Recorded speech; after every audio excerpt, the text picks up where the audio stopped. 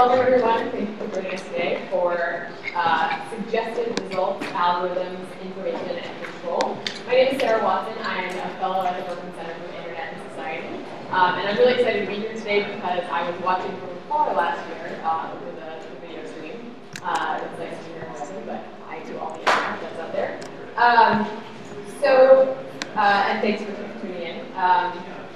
So I think this panel is going to be really exciting for talking about the interpretive obscurity of algorithms and the black boxes that we are seeing handling our data. I think one of the common themes that I'm kind of picking up from these abstracts from the panels, talking about the intelligibility to human individual scale of average users. So I think that shows us more. Yeah, because I'm doing this on the screen. You have to remind people to use both the hashtag with TCW14 and for the room itself, hashtag Standing Fish is our moderator, hashtag moderator. We also have so remember that we will be taking questions over throughout. Stuff that you want to talk about are hesitant to talk in person. That's fine with us. So Sam will be speaking on your behalf and same for the internet. We're going to go in order of the program, so keep it simple. And I am going to have my timer for the panelists to keep it under 15 minutes, and I'm relentless. So that's it. Hashtag use it frequently and often. So we're going to start with Chris Johnson-Roberson. Chris is a PhD student in ethnomusicology at Brown University, and their research interests include music of the African diaspora, queerness, and virtual communities. They study how queer artists of color incorporate technology into aesthetic practice, social interaction, and embodied experience. So welcome. Thank you.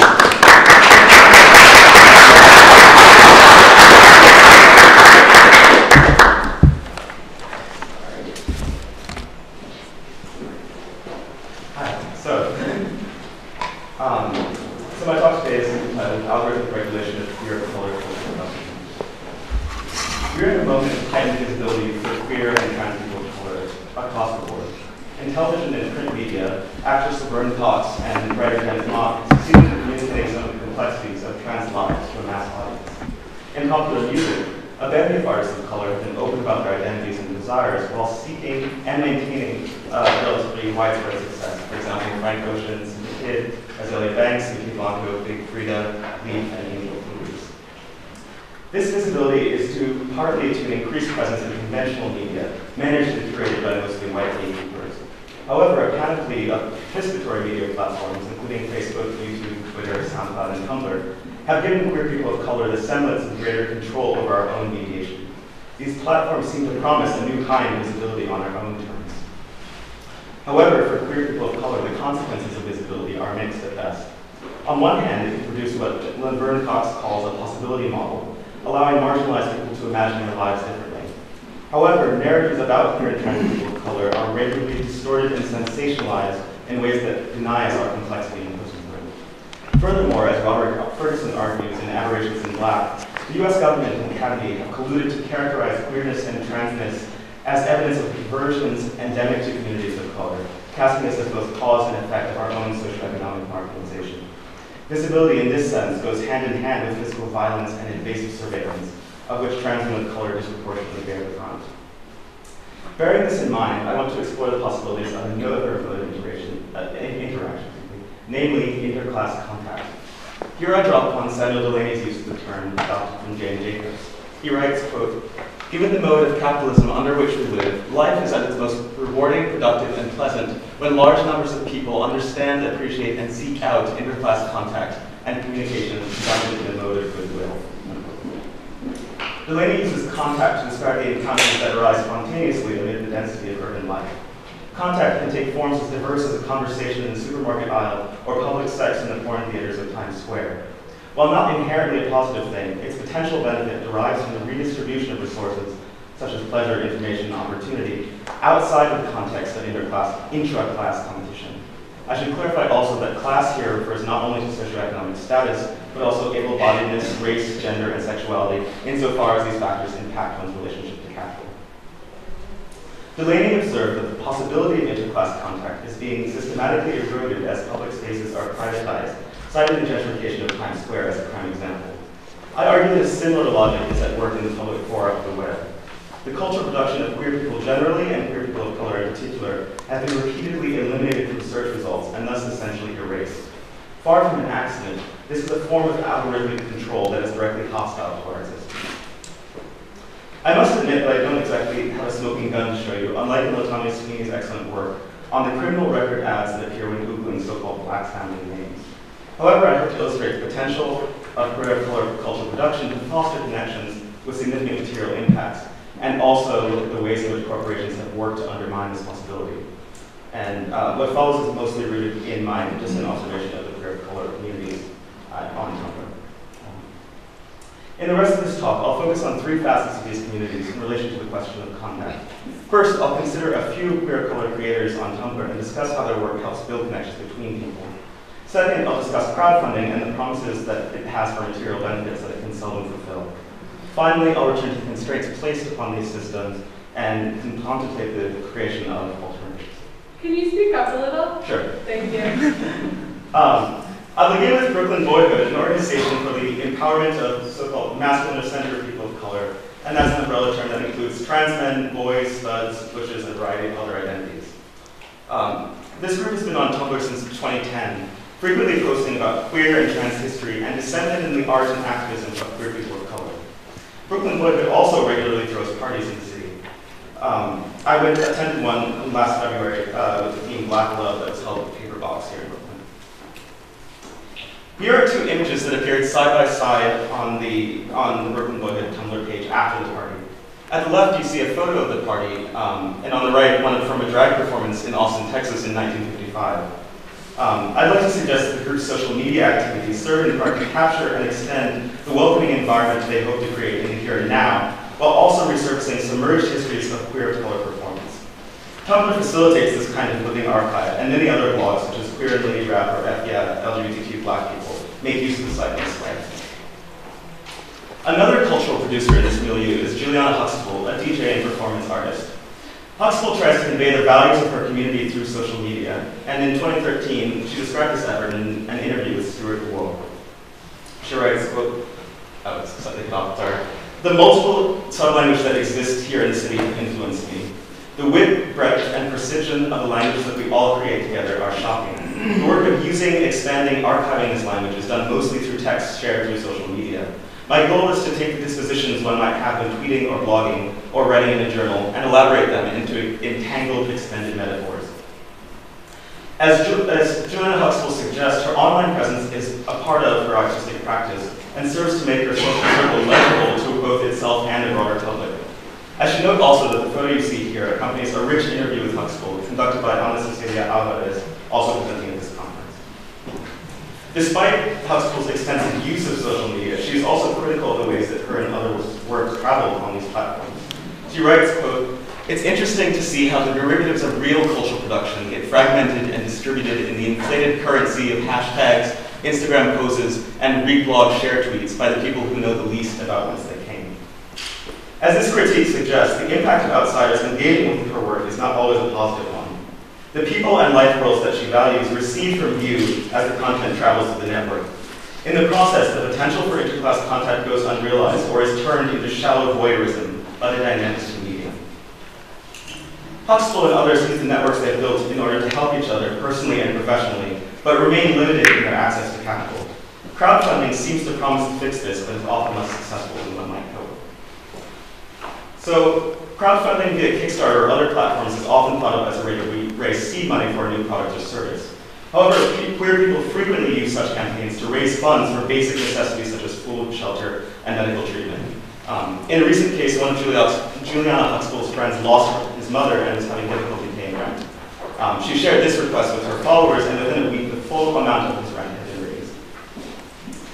Another crowdfunding campaign sought to help produce a documentary on performer and trans activist Marsha P. Johnson, one of the first to physically resist police at the 1969 Stonewall riots. In many ways, her life was a testament to the value of interclass contact. Friends she made in bars or passing on the street helped support her for years at a time. She strove tirelessly to pass these benefits on, earning the nickname the Saint of Christopher Street. Unfortunately, the documentary's campaign was unsuccessful. It was eventually made anyway, however, and has been shared thousands of times on Tumblr.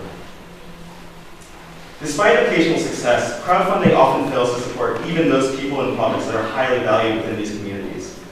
It attempts to address the lack of economic capital on an individual basis, rarely contributing to collective endeavors for and about queer people of color.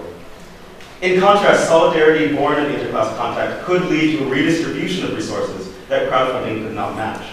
However, there are fewer and fewer spaces in which such connections can be built, and this brings me to the core issue at hand, the systemic constraints that restrict interclass contact. As I noted earlier on, the privatization of public space has had the effect of eliminating possibilities for contact. Samuel Delaney describes how the 42nd Street Development Project got rid of the porn theaters in Times Square, and in the process eliminated all trace of queer and working class presence in the area. What might this effort look like in a virtual environment? In May 2013, after Tumblr was purchased by Yahoo, many people discovered that the site's policies regarding so-called not safe for work and adult blogs had changed without warning. Users had to opt in to be able to search for NSFW blogs, meaning those that contain images of sex or violence. And the adult category reserved for porn was removed from search entirely. This adult label was placed on anything matching the tags or search terms gay, trans, queer, LGBTQ, and so on, preventing users from searching for this content. And mobile users did not see these tags at all. Tumblr eventually apologized for the supposed mistake and reverted LGBTQ blogs to visible status. However, calling this a mistake belies the fact that the logic of exclusion at play has a certain predictable outcome.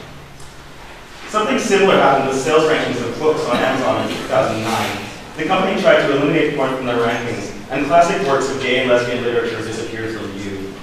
In their stead, homophobic texts such as A Parent's Guide to Preventing Homosexuality appeared at the top of search results. The parallels to the Times Square cleanup are, for me, rather striking. Attempt to cordon off that which is seen as immoral, and in the process consign queer people to non-existence. Corporate interests made Times Square safe and welcoming to middle-class, straight, white people by making it hostile to poor people and queer people of color. This effort took time, economic pressure, and extensive police presence to achieve. By contrast, corporate control over the web is near total and far more rapid in its application. In light of these issues, then, I want to consider what we might ask an alternative platform that would be less hostile to queer color existence. Through a post on Tumblr advertising the Empowermenters Collective, a technological Skillshare for queer, trans, female, and/or disabled people of color, I met Kyra, who shared with me some valuable thoughts about alternative ways of disseminating our cultural values. Kyra told me of Media Goblin, a decentralized and open source blogging system that allows one to share multimedia, but noted that it currently lacks a reblog mechanism. They pointed out to me the benefits of Tumblr's model in this respect. Interactions are immediately visible to users' social circles, which can help to discourage certain antisocial behaviors. Reblogs also allow content to circulate among disparate parts of the network, adding to the potential for contact to take place. The open source nature of this project, in addition, means it is not beholden to corporate interest in the way of Tumblr or Facebook, and could conceivably be reshaped through a critical intervention by tech-savvy queers of color.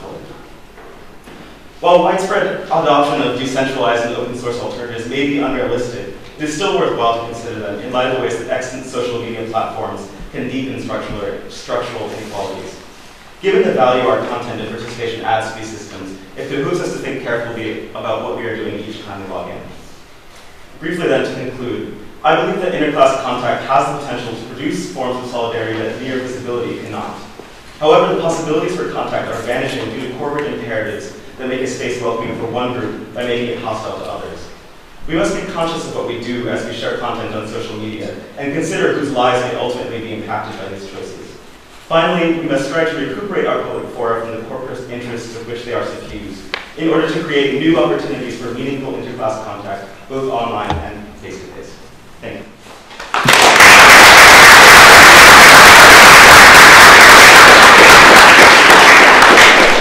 Thank you, Chris. Next up, we have John Cheney-Lippold. He is a professor of American culture at the University of Michigan, and I'm actually really excited about his talk, primarily because I lived abroad for the last 2 years, and I have no idea how the NSA is classifying me. So. Hey, it's really nice to be here. My talk is titled Algorithmic, how the NSA remakes citizenship. It's a change from what's on the program, but it's the same time, I promise. We're going to start off with two parallel events that are happening in June of 2013. First up is Sara M, who is the first black cabinet member of Italy, but more importantly, she's the current cabinet member minister of integration for Italy. And she has been engaging with the debate trying to redefine what it means to be Italian. You think about Europe, you think about the kind of transnational migratory flows of a changing demographic of what is Italian. So she argued, in the face of a growing kind of demographic change, the inclusion of multiculturalism into the Italian body politic, to change the idea of how citizenship is allocated in Italy from jus sanguinis to jus soli. Jus sanguinis is Latin for jus rights by sanguine blood. She wanted to change it to jus soli, which is jus rights to soli land. Jus sanguinis means that if your parents are Italian, then you are Italian. Italianness runs through blood. Soli means if you're born here, you live here, you're a citizen. So that's one part. Second part is in June of 2013, Edward Snowden released a trove of data that we all are familiar with that more or less details the different ways that the government was spying on us. So the unclassified, the once classified, now open sense of the expanse of the NSA's kind of surveillance assemblage became apparent to all of us. And then there's some crux to it. Because these ideas are connected not just through time. It's much more than that, because at the same time, Cheney in Italy is trying to redefine what citizenship is, and the NSA at the same time is trying to redefine what citizenship is. They're both making radical moves in debates around citizenship, though one is obvious while the other remains furtive. In Italy, this idea of citizen is a very heavily ethnicized, racialized idea, right? To be Italian is to be white. To be Italian is to be ethnically Italian. To be Italian is to be Catholic. With jus soli now, we can have Italianness be much more than whiteness. It could be brown, black, Hindu, Muslim. But in this kind of idea of citizenship, the kind of index for citizenship is either presence, in terms of soli, or essence, in terms of sanguine. So in the right to have rights, the idea of having a right comes from either living and being a part of the Italian body politic or something else. And so we'll get to that right now. So in the NSA 2013 Snowden leaks, the world learned of ubiquitous state surveillance that was happening, and consider the subsequent concerns that happened when we think of everything being surveilled. How could the NSA know then, in exacting fashion, who was and who was not a citizen that determined and just received the privacy rights of a US citizen? The technicality of this is impossible, as you can well know. But rather than limit the scope of surveillance to respect the liberal notion of what is a citizen in the US, the NSA kind of reformed it and just made their own idea, which is what I call jus algorithmic.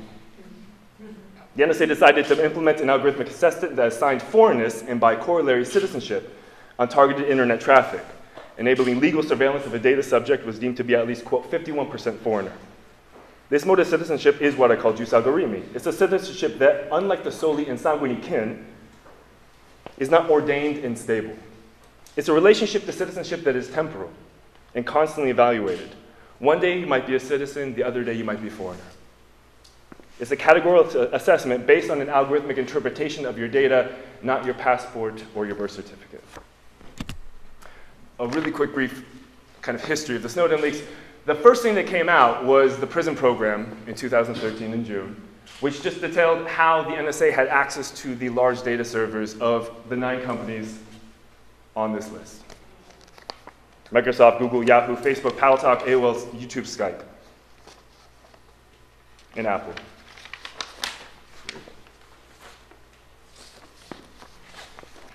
The NSA and the FBI were able to get this information by doing what is called a man-in-the-middle attack that gave them unprecedented, unencrypted access to everything that was happening on these sites. A famous kind of example is if you were on a Google Hangouts, every 5 minutes, the NSA would take a screenshot of that video chat, and then it could run facial recognition algorithms on those pictures to assess who was chatting and who was not chatting.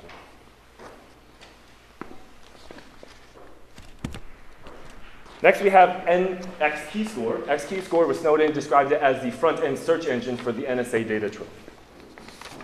This takes all of the data of more or less the entire internet from 3 to 5 days, saves it into a large repository. We can think of the Utah repository that they're building, the server farm, and then allows you to search through keywords, but also through patterns for certain behaviors or identities. The X-keyscore program gave analysts unregulated access to all of the data collected by the Intergovernmental Surveillance Assemblage of the NSA. From US presidents to Angela Merkel to judges to anybody, celebrities or whatever, there was an ability, if you had an email address or if you had just a sense of unique identifier, to get to all of the information that connects you to that one person or that one IP address. The NSA defended this program quite explicitly, saying that it was only interested in targeting legitimate foreigners. This is the idea of, this is going to kind of be really this haunting idea. It's legitimate foreigners. It's a weird concept, and we'll go through that more. Subsequent leaks detailed different programs, of which some were known, some were not. Traffic Thief, Pinwheel, the Caps Lock Marina. All of these have different lenses, different ways that data was saved into the large trove of the NSA. But this is July 30th, several weeks after the Snowden documents first made their first ripple. And as we see highlighted, the NSA's activities are focused and specifically deployed against and only against legitimate foreign targets in response to requirements that our leaders need from information necessary to protect our nation and its interests. While this is not the case for the entirety of the NSA surveillance suite, you might know that metadata is this kind of weird thing. Is it protected by privacy? Is it not? Is it protected by FISA? Is it not? They decided it's not. The NSA attempted to assuage the privacy fears that we all have by pointing to this idea of the foreigner. The mantra of legitimate foreign targets is seen across every more or less NSA press release of 2013, and is still used in the verbiage of the press deputy and the other head honchos of the NSA trying to defend these practices. Here we see, for example, a US person might be courtesy copied onto an email to or from a legitimate foreign target, or a person in the NSA or the US might be in contact with a known terrorist target, or continuous and selective publications of specific techniques and tools used by NSA to pursue legitimate foreign target intelligence targets is detrimental to the security of the United States and its allies. In this mantra of legitimate foreign target, it does two things. It points to the dark, brooding legitimate foreigner, and it seemingly maintains our sense of privacy because we are not legitimate foreigners at the same time. But there's no direct way we can connect an IP address or a MAC address to a passport, ID of citizenship, a social security number, whatever. There's no verifiable way to connect the legal idea of a sense of self through citizenship, the right to have rights, to our technological identities. This idea of legitimate foreign target came from you might probably know him, John Yoo. He was the Deputy Attorney General under Bush. He was very famous for kind of pushing a lot of the torture stuff that happened after 9/11. But in this post-9/11 document, he details what it means to actually have rights in terms of the new war on terror.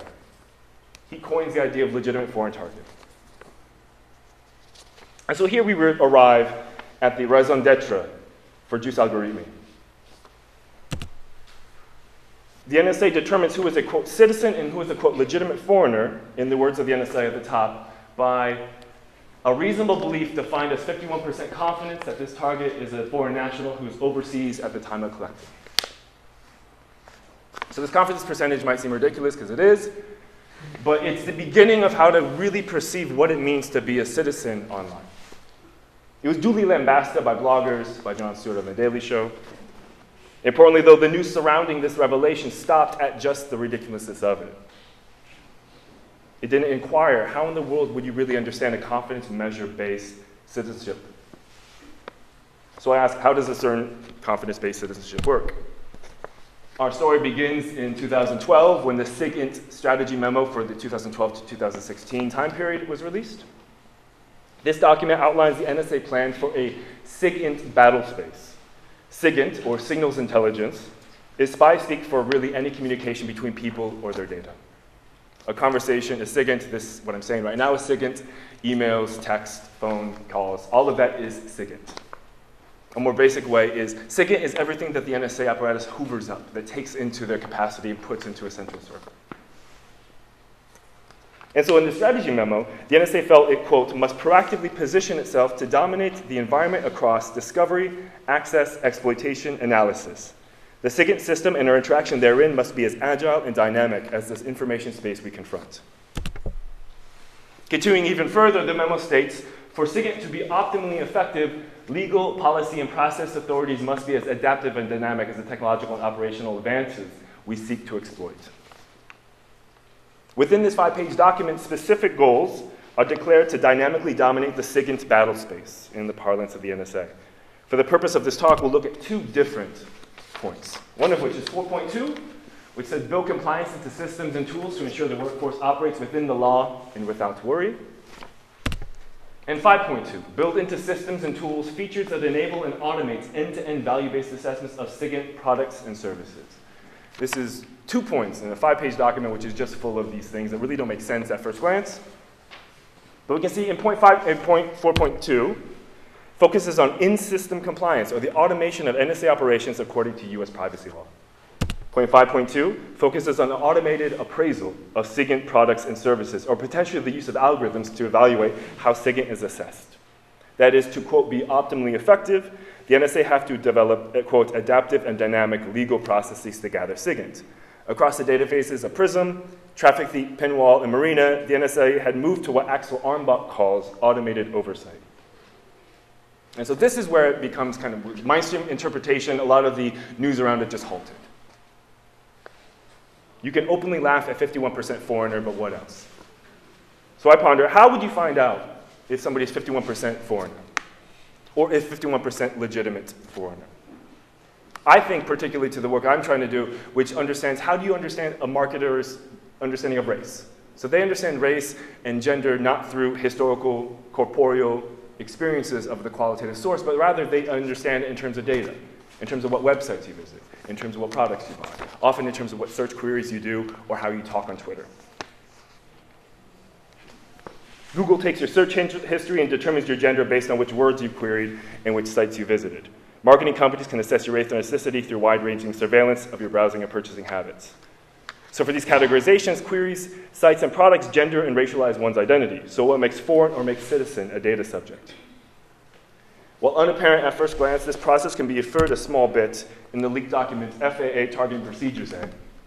Here we get a long list of factors that you can read, producing a data subject's, quote, foreignness determination, including communication with an individual, quote, reasonably believed to be associated with a foreign power or foreign territory, that is, talking to somebody who is a foreigner, presence on the, quote, buddy list or address book of someone, quote, reasonably believed to, quote, be associated with a foreign power or foreign territory, metadata records, quote, acquired by lawful means, end quote, that reveal an individual to be, quote, associated with a foreign power or foreign territory, and even IP ranges and or specific electronic identifiers of signatures, e.g. specific types of cryptology or steganography that are used by foreign people. More incredulously, in the other documentation linked to the Brazilian journal Jornal O Globo, language, like everything but English, used in emails can be a variable that produces foreignness as well. And so on. So seriously, it is ridiculous. It's like Jeff Foxworthy thing, you might be a foreigner if. You might be a foreigner if you have friends who are foreigners. You might be a foreigner if you're on the buddy list of somebody who's a foreigner.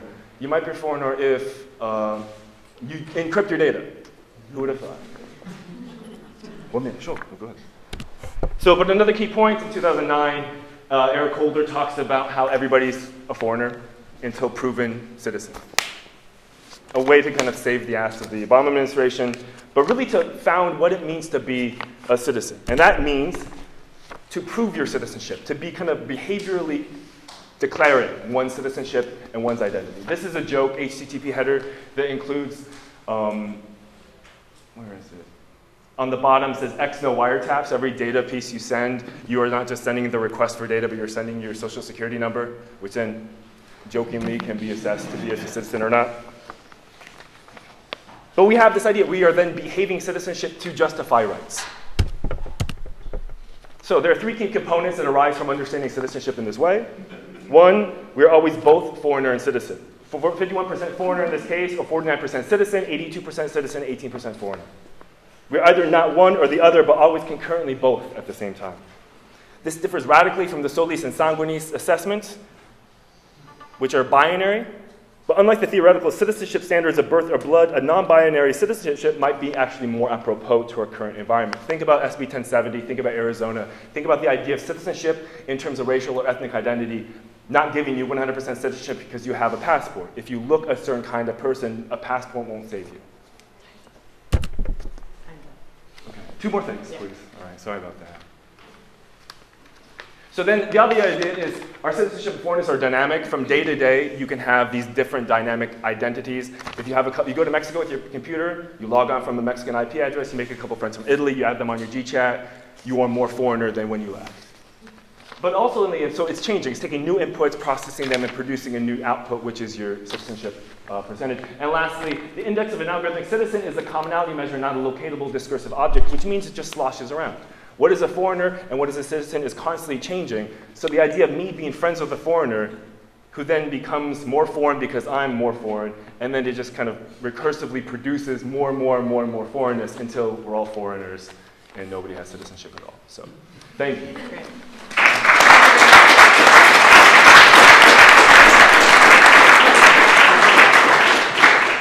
Thank you very much. So next we have Rebecca Lieberman. Rebecca is an interdisciplinary artist and designer based in Brooklyn, New York. She works across a range of disciplines and materials, most recently videos, collections of digital images, artist books, and net-based work. Rebecca graduated from the Department of Visual and Environmental Studies at Harvard University, and she has shown her work at the Anthony Greene Gallery in Boston, Human Resources in Los Angeles, the Harvard Museum of Natural History, the Carpenter Center of Visual and Arts, and she will begin her graduate degree at NYU's Interactive Telecommunications program in the fall.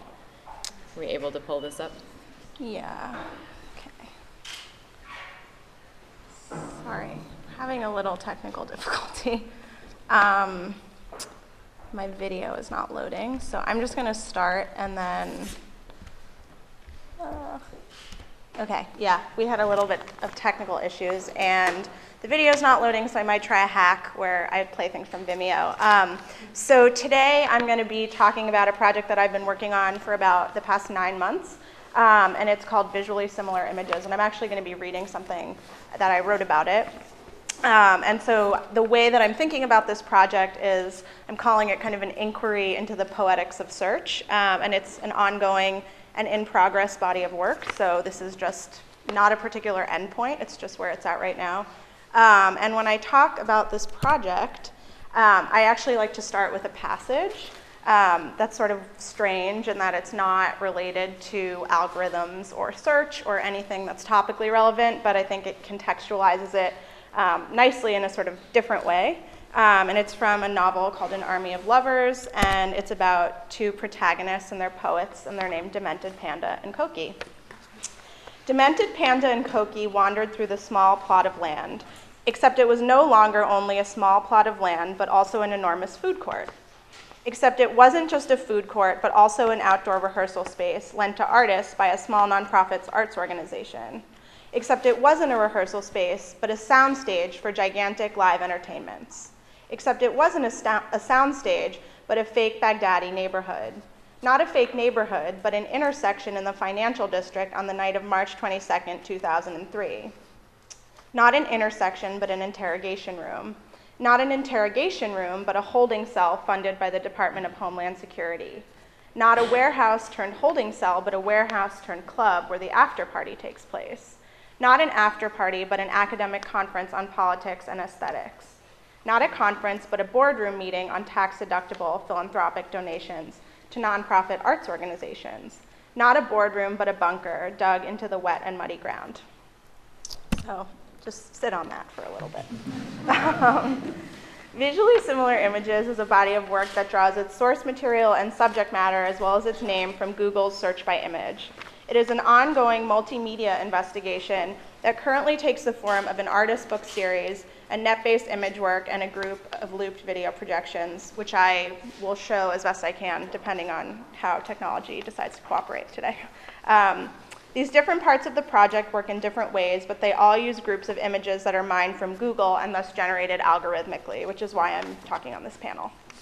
So about a year ago, I became really interested in reverse image searching technology, and I started playing around with Google search by image.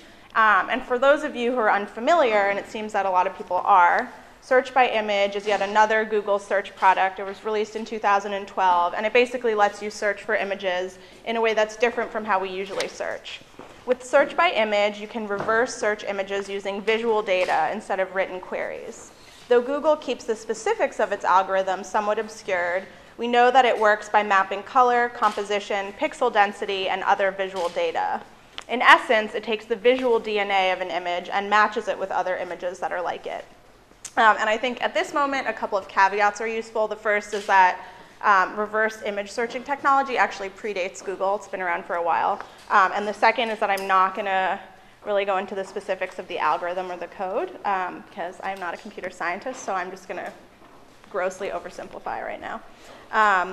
But in certain instances, this is an incredibly functional tool that allows you to discover the virtual provenance of an image. When you search something that's a known quantity with a fairly high saturation on the internet, say this family snapshot of the Taj Mahal, Google will serve up a group of similar variations. In the case of something like this, the algorithm is not working purely visually, but is actually using some kind of face and image recognition technology, which is why you get lots of search results for this, or when you search Oprah Winfrey and there's like an awkward Michelle Obama thrown in there, which is like a little problematic, but whatever. Anyway, so I think these examples where you have an infinitude of the same image or minute variations on the same image are both interesting, and they're also very useful because it's illustrative of how this thing actually works, but these are not the things that I'm actually interested in, and what my project is about is something entirely different. So what I'm interested in are the moments of the algorithm's failure. For me, it's when it doesn't work, when the seams begin to show themselves, sometimes in ways that are hilarious and ridiculous and even grotesque. It is in these moments that I see a glimpse of something poetic. When search by image can't match an image exactly, it generates a proliferation of new images that it proclaims visually similar. So, you know, I collect these. I have a million screenshots on my computer, but these are some that I thought were interesting. In this process, Google brings a single image into a family of visual analogs that clearly share common visual DNA. But like a net cast out into the sea of the internet, Google retrieves things from different ends of the earth, bringing images with disparate context and content into coexistence. In a way, these search results give us a gift. They quite literally hand us a new way of reading pictures. Our attention is redirected toward the materiality of the images. They become shapes and forms, maps of colors and brightness, pixel topographies, histograms of the everyday. They take on the ability to shapeshift into other things. A scene from a sci-fi apocalypse film parades as a fiery sunset and a fluorescent hotel room. And in this, I see poetic equivalences among the nonsense. Okay, here's where I'm going to try to switch to Vimeo if it works. Okay, so I'm just going to show this while I talk because I don't want to run out of time. So basically what I do is using material from a particular search result, I began making a series of artist books, that stitch together groups of visually similar images into a sequence based on an associative and syntactic links. Like a game of visual telephone or stringing individual words together to become a phrase, meaning emerges in these unexpected juxtapositions and connections. And I'll just let this play.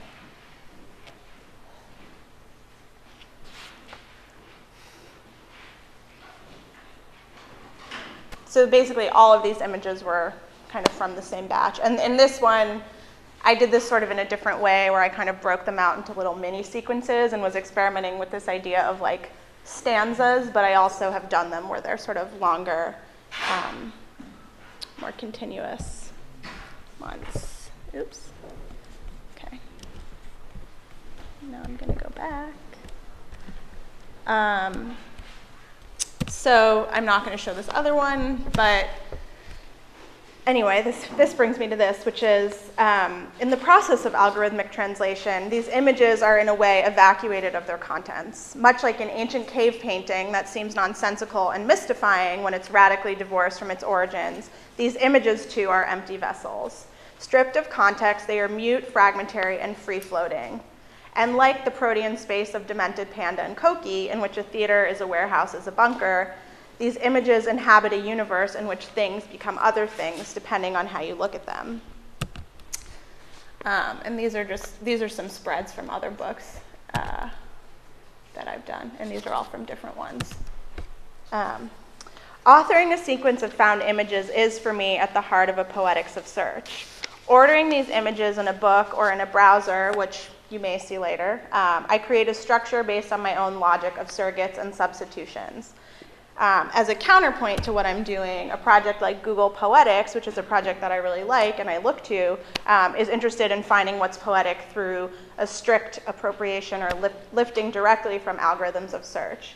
And visually similar images is not a straightforward quotation. It's not rule-based, or it's not typological, and it's not strictly narrative.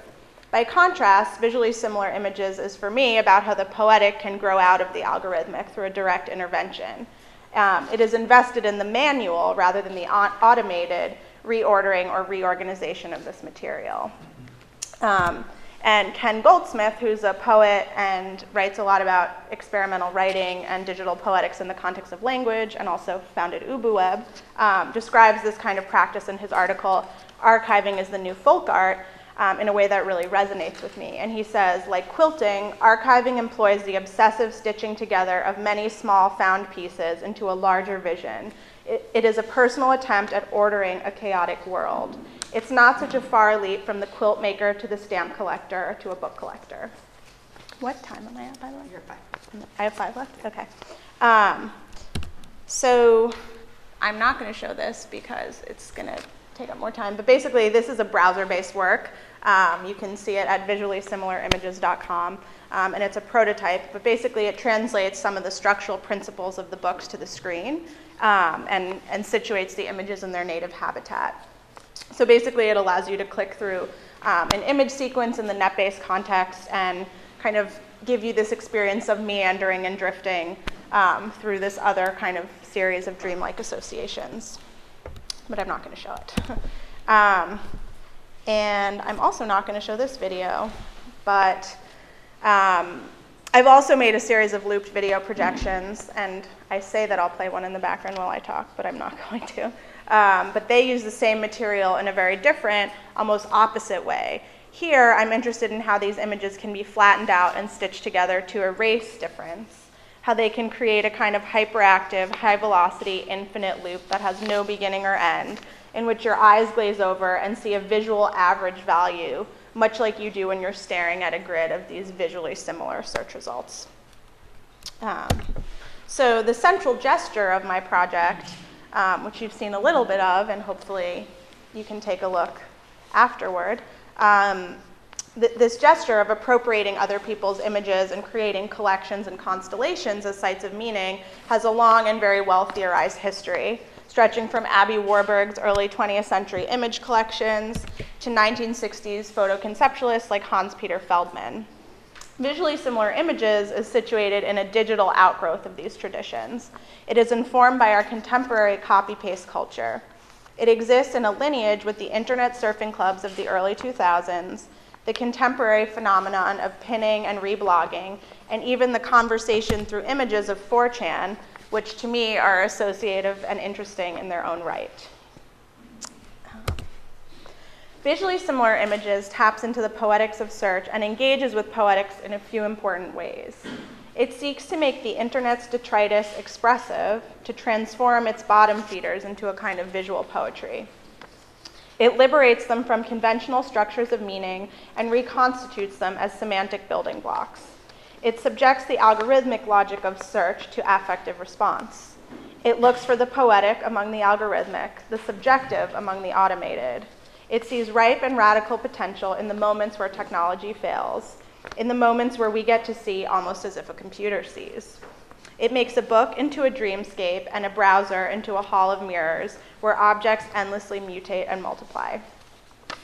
As I make these works, my attention is directed toward the space between images. In my mind, these interstices function almost like line breaks in poetry. They are analogous to gaps in memories or dreams, or to the cuts and breaks in an edited film sequence. They evoke the Kuleshov effect's theory of montage, in which disparate shots add up to something greater than the sum of their parts. The gaps between images do just that. They shift our attention. They make room for meaning to be created from what's missing. They estrange us from our impulse to actively seek and construct narrative in things. And they remind us that meaning is always relative, fleeting, and contingent. Visually Similar Images is a project about search, but it is also a broader investigation of digital images and objects. It asks questions about how images move through the internet wilderness. What happens to them as they are aggregated, morphed, mutated, repossessed, and collected? How are they evacuated of and reinvested with meaning? And perhaps most importantly, how are we changing as viewers and as readers as a result? This project suggests the shifting conditions of meaning in a digital realm where everything is up for grabs. Everything seemingly belongs to everyone and defies ownership altogether. In virtual space, images have a different kind of currency, and things transform into other things before we've had a moment to live with them. So where were Demented Panda and Koki? Not a boardroom, but a bunker dug into the wet and muddy ground. Not a bunker, but a book, each line redacted except for the numbers. Not a book, but a bonfire made from its burning pages. Not a bonfire, but a set of bright stage lights illuminating the small plot of land so that the audience could better see the action. Thank you.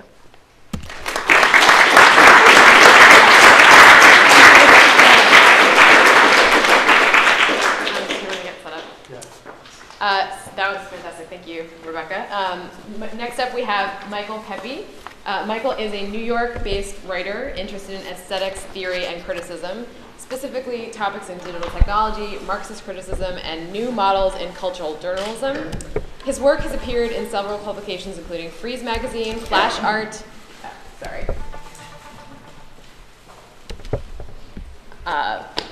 You were under 15 minutes. It's just because I'm none of my videos. Let's see. The Straddler, The New Inquiry, and The New Criterion. His talk today is an expansion of a short essay published in The New Inquiry in December entitled The Postmodernity of Big Data. Awesome. Thank you so much. All right. Okay, so I have kind of a dry theoretical talk today. So what I decided to do was kind of like maybe spice it up a little bit with some curiosity gap. So the real name is down there, but my favorite is this guy was sick of not hearing about the historiographical implications of big data. What he did next may surprise you. Okay, so 3 years ago, in an address at Theorizing the Web, George Ritzer lamented that literature about digital technology somehow seemed to ignore postmodern theory altogether.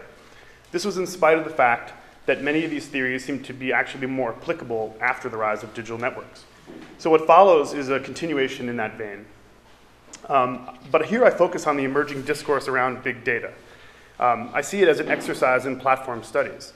I'm concerned with big data's claims about epistemology, historiography, and aesthetics. Any inquiry that concerns the very structures of history. A quick note on terms. Although I refer to the circulation of postmodern ideas and philosophy based on my background, I also privilege the concept as it's manifested in art history and practice. For example, the closing of modernist criticism, the rise of conceptualism, and the demise of judgment, and a general suspicion towards traditional aesthetic categories. So I do want to establish that I'm talking about two discourses here. So in fact, there are two diverse discourses, each with a lifetime of text to consider in their own right. On the one hand, we have the discourse of postmodernity. So here are just some general topics, but this is my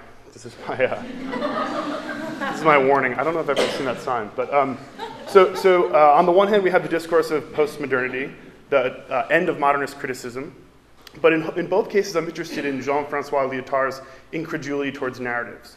Secondly, the discourse around big data. I take it to be laden with an ideology that implicates several disciplines that go outside so-called data science or computer science.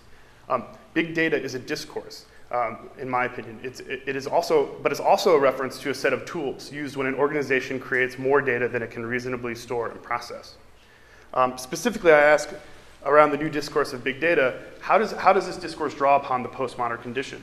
And to go a step further, we might ask whether big data is simply the skepticism of postmodernist criticism reformatted under the language of capitalism. But first, I'd like to show about how big data's practical applications filter throughout our language to impact a range of disciplines. So big data owes its popularity and the sort of buzzword status to the generality of its claims. It's a slippery sort of catch-all term that is used for various ends. Just like postmodernism, it's enigmatic and at once overhyped, but also sort of cringeworthy. One example is a recent panel discussion on big data in Freeze magazine, which was telling to the degree to which it obscured almost all of the technical tools at the heart of big data operations. In around 3,000 words, the following terms were never mentioned, and I think notable inclusions or notable omissions include database, MapReduce, cloud, and server. So the absence of technical terms is understandable, but I still think it's indicative of a significant characteristic of the term big data. It's used loosely to signify any manner of societal anxieties about the insufficiency of human intuition and judgment, cultural criticism, and the networked humanities. Discussions range from questions of hardware to the very rare discussion of philosophy, all the way up to the more popular references to surveillance and consumer services. Yet at the same time, big data vendors, these private companies that perform the evangelical work, make arguments about big data's rise that touch upon concerns of the humanities. A major component of big data is the ability to gather, store, and query data using recent hardware and software advancements. The platform vendors refer to NoSQL, which is a transition away from a more encumbering SQL or SQL, which is a structured query language that runs relational databases. And here I see a tacit opposition embedded in this rhetoric surrounding the values of SQL versus NoSQL. That bear upon the epistemological questions that were present at the shift from modernity to postmodernity.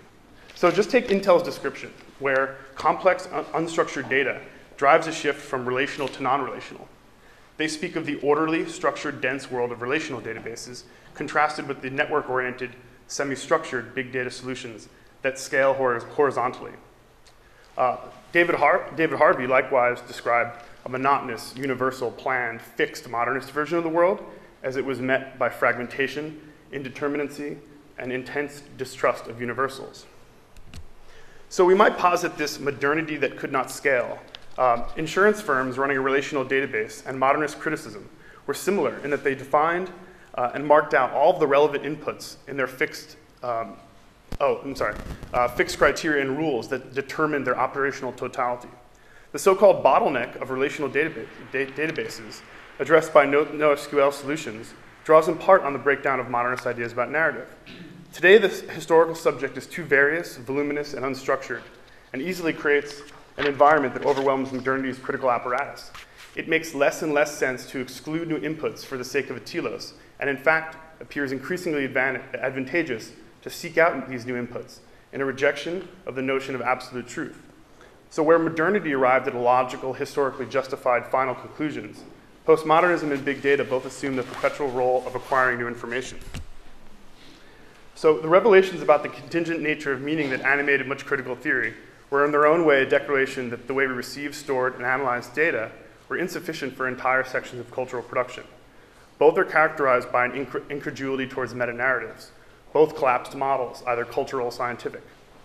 But today, the sheer scale of big data, I think, provide new ammunition to reanimate the critiques leveled at narrative at the end of modernity.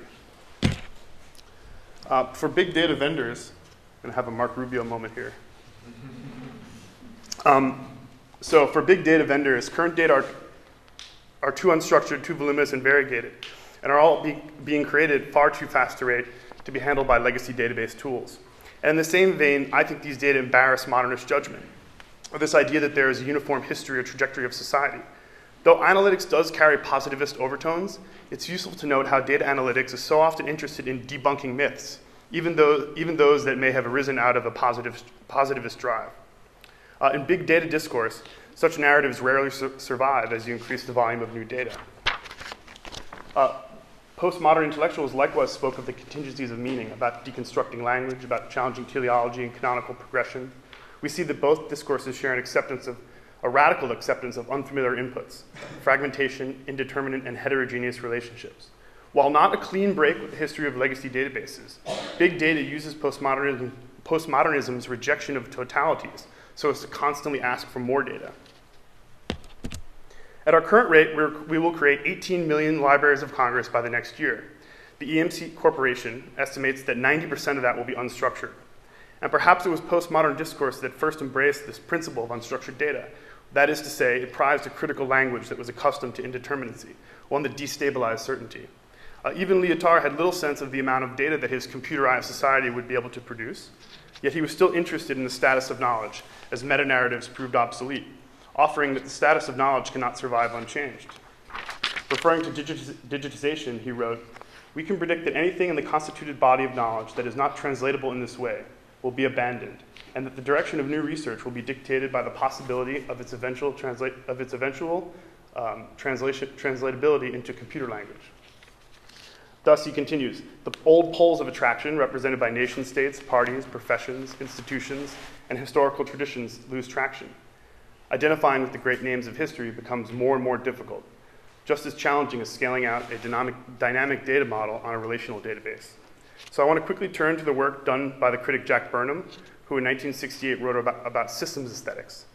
Here he describes a shift from object-oriented to a systems-oriented culture. And he was among the earliest to think about what he termed the implementation of an art impulse in advanced technological society. He helps tie the rise of information theory to the end of this modernist object-oriented critical system, using language that I think relates directly to our contemporary issues in big data discourse. In the formalist lineage leading up to the 1970s, the ultimate goal was a sort of self-contained judgmental system that could sustain criticism as well as avant-garde production. In Greenbergian formalism and modernism more generally, the judgment emanated from the content of the object. The judged aesthetic value of a work was synonymous with its content, and this required a highly structured set of inputs, rules, and critical outcomes. So in the teleology that terminated in the white canvas, minimalism, and conceptual art, new information was rarely sought from outside the object itself. That is until Burnham's artist acknowledged a systems-oriented model. Judgment ceased to be the primary factor in aesthetic value once non-immanent information began to enter into the discourse, ripping the object away from the logic of its material category and into a position in a pluralized network of information. More recently, Elaine Relia has pointed to theorists like Rosalind Krauss, who spoke about how aesthetic discourse had organized itself around architectural structures, most notably the exhibition or museum wall. This being an example of a feature of modernist object storage that served to legitimate its own critical framework. Relia states, "The wall's continuous lateral reach supplied the necessary register, not only for establishing a paradigmatic set of canonical signifiers, but also for the linear left-to-right sequencing of those signifiers to form master narratives about nation, culture, and civilization." However, postmodernist thought was cognizant of such legitimizing structures, and instead provided discourse that scaled out horizontally, empowering an indeterminacy of unstructured sources. These were striking for the way they undermined the validity of modernist cultural models. One thinks in particular of the curatorial impulses already latent in Harold Zeman's When Attitudes Become Form in 1969, or Jean-Hubert Martin's Le Magicien's Dilataire in 1989. So here again, I want to draw a line. Just as the West's hegemonic exhibition space became a target of institutional critique at a time when modernist canons were under attack, today big data lays its sights upon similar legacy models of capturing, storing, and interpretation of a new era of accelerated data creation. So next I want to consider a major blind spot in my original essay, which was, what is big data's relationship to objectivity? It seems that their discourse assumes there is something out there to be discovered, as a lot of the marketing rhetoric obsesses over truth and insights. But instead of the worn-out questions of subject-object relations, I think it seems that below the surface, big data's new totality is actually more interested in successfully mapping a subjectivity, synthesizing various contingent data points in order to help show that what we know is an artificial subjective construction of meaning. The big in big data functions relationally. Big takes a step past modernist ideas about history. Scientific models can't provide what they've promised, but instead we can perpetually aim for a contingent reliability without truth, a term I borrow from Antoinette Rouvroy. Big means to be skeptical of the limited perceived inputs, to cast doubt on such convenience when there are so many more potentially significant data points available for an algorithm. So I'd argue that big data as an institution, as a discourse with an inherent structure, has risen to the level of a new legitimation of knowledge, one that welcomes unstable data, contingencies, context collapses, and shifting inputs, all founded on an ideal of empiricism, though often built with very predefined operations in mind. Its requirement that unstructured data become handled is the new criterion upon which legacy narrative elements are eliminated, to never again form false subjectivities. This empowers a performativity of an institution that legitimizes itself by an allegiance to the primacy of digital information. Big data, as this omniscient, incorrigible receiver and sender of these data, threaten to always directly affect its subjects in this manner, to become, in a sense, a new performativity. Okay, thanks. Science's rational argument is replaced by the fastest query. So again, I want to return to this idea of big data being a postmodernist skepticism reformatted to the language of capital. The key is, of course, unlike past institutions, it's by and large a private one. The main engine of intellectual production and ownership emanate from a few companies. Thus, the production of meaning that can be attached to these utterances or result sets are tipped towards the logic of capitalism. A significant shift occurs when our questions about the production and validity of knowledge become indistinguishable from questions of database structure and implementation. That which is excluded are twofold: information not aggregated and properly stored and scaled, and secondly, those subjects that inherently perform narratives. Database theory soon becomes less a specialist technical engineering problem and starts to bleed into ideas about historiography and scientific progress. After big data, questions about the validity of knowledge have much to do with issues of database application and corporate best practices. Then to be data-driven today is not the same as being empiricist, I'd argue, because to be data-driven now means to be driven by data that can be stored, manipulated, and updated in real time, all while it is algorithmically engineered. To be data-driven means to be limited to the hegemonic mechanisms of capital, to collapse humanistic judgment and historiography into the class interests of aggregators and data brokers. So I'd like to close with sort of a hypothetical scenario.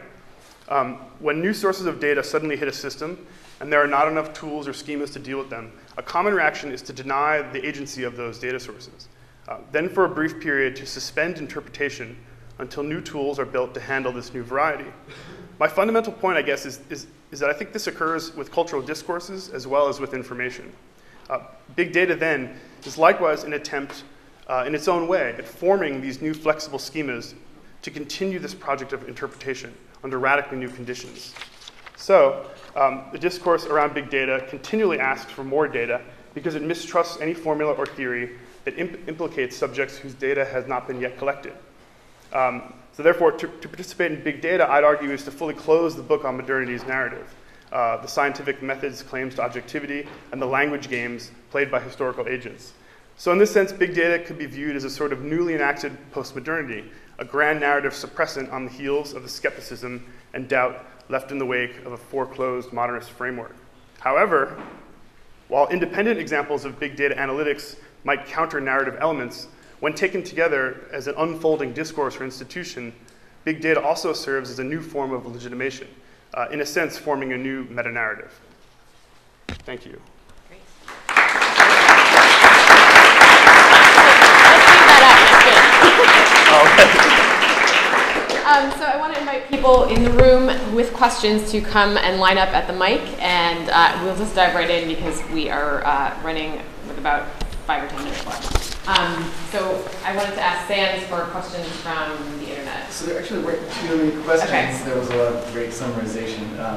But at JP Julian said, what I appreciate is that contact might afford an avenue for thinking without recourse to visibility as grounding.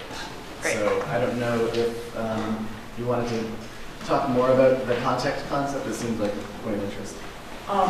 Yeah, so I actually gave it short shrift, kind of, but in Delaney's essay, which I highly recommend, it's Times Square Red. or TypeScript, one or the other. It's the second essay in the book. He talks about contact and then opposed it to another thing, which is networking, which is something more like what one does in a professional organization or a conference, something like that, where you're actually essentially members of the same class and are thus like competing for a limited set of, say, like academic positions or like positions of like symbolic, you know, power or whatever that case may be. But that just that I think that what's useful to think about is how contact is not only limited to sort of urban spaces, but also can take place online, just like sort of a similar environment that's again sort of run through with the same kind of structural problems, but also structural like potential for for change. Great. Do we have questions in the room? This can go to people. Yeah, it's tied to the thing. I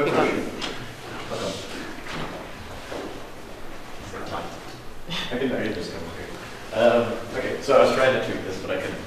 So actually, there's a question for you about some of the images that you were talking about. So the empty vessels, I thought it was really fascinating. It's really interesting. But what I was really curious about is how does some of these empty vessels actually embed the values and the cultures of say, the West? And specifically because, you know, would you consider that there is such a thing as universally similar visual images? Because within, like maybe related to your talk about big data, those visually similar things are being defined by the engineers at Google. And so, you know, is there visually similar? Is it universal? And how does that then embed what we think about? Kind of general, open to hear your thoughts. Yeah, no, I think that's a really good question. I guess also, when I talk about them as empty, I mean, they're clearly like they're not empty, they're not blank. I mean, they're fragmentary in this way that like they're not tied to like a specific time and place and narrative that we know about them. So I guess I say blank, but like also take that with a grain of salt in a way. But I don't know. I think that's a really valid question. I mean, I think you know you get different results depending on.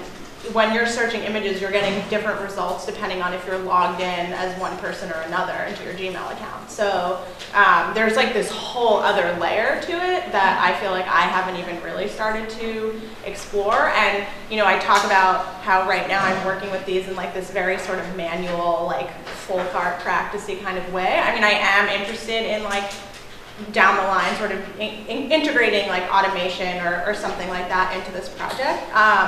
I think there's a really interesting project that the artist Taryn Simon did with Aaron Schwartz called Image Atlas, and it was like a collaboration, I think either with Rhizome or Newseum, and it's a really interesting look into sort of how when you Google image search, you know, the same search terms, like how it comes up differently in different countries. So I think that's a project that totally like tackles that in a really successful way. And it's something I think about. I don't know like how it will make its way into what I'm working on ultimately, but yeah, I think it's. Okay, thanks for your talks. I have a question mostly directed at Michael, John, Chris. With this big data thing and this denial of a truth, but in the end, these algorithms and this big data is used to determine a truth, and only if it's momentarily. So, for example, I might be a citizen or I might be a terrorist, and a drone might be following me already, but then it might change. Or also the search words you mentioned before that are blocked. I mean, these are not probably, I can't imagine that there's somebody really typing in these search words, but probably it's also determined in some kind of way. So I wonder how is this relation in between the big data and this total ambiguity and that everything can change, but in the end it's a yes or no in most cases, because the truth is very much, I believe, constructed by the question I ask already. So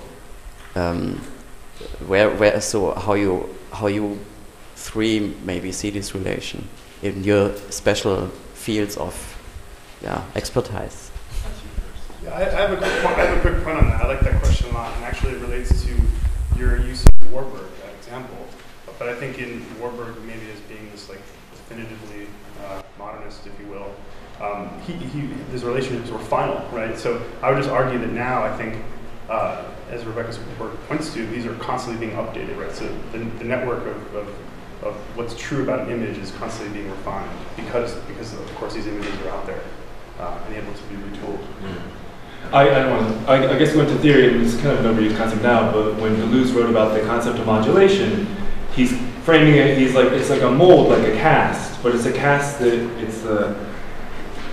it's a self-deforming mold that transmutes from point to point. So it changes according to the needs of that mold. So it still has some sort of caliber of restriction, but it is always adapting to the new inputs that are preceding it and thus creating new outputs. And so for me, the idea of truth, the idea is what is. So citizenship is, in a certain sense, based on the algorithmic of the NSA, or a search terms knowledge discursive base is based on Google's interpretation at that moment. It can change. It's not true, it is, but it's just what is, because we don't know anything else. That gets even too metaphysical. Just really briefly, I was just thinking in terms of there being a tendency to consider these things as like, oh well, the algorithm just sort of like outputs this thing, but like the reason why like those particular tags, just like gay, LGBTQ, etc., or blah, was that someone actually went in and said, I want these to not appear. So and to suggest that that's like, so then it has sort of collateral damage that happens, and like that but just to emphasize, there is actually a sort of like agentive like push that's being made, and it's not just like it's like abstract question for truth, but like someone decided to do that, and then like why and how can we make it so you can't in some other system. Great. So we're at time, but I just wanted to wrap up by saying this was a fantastic group of presentations, and I think there's a lot of work to be done in trying to interrogate these things and interrogate and open up these black boxes of algorithms, and all of your work is kind of working towards that. I think one provocation I have is how we translate this work here in this kind of very theoretical and scholarly community into something that is translatable for how average consumers are interacting with these things. So join me in thanking the panel.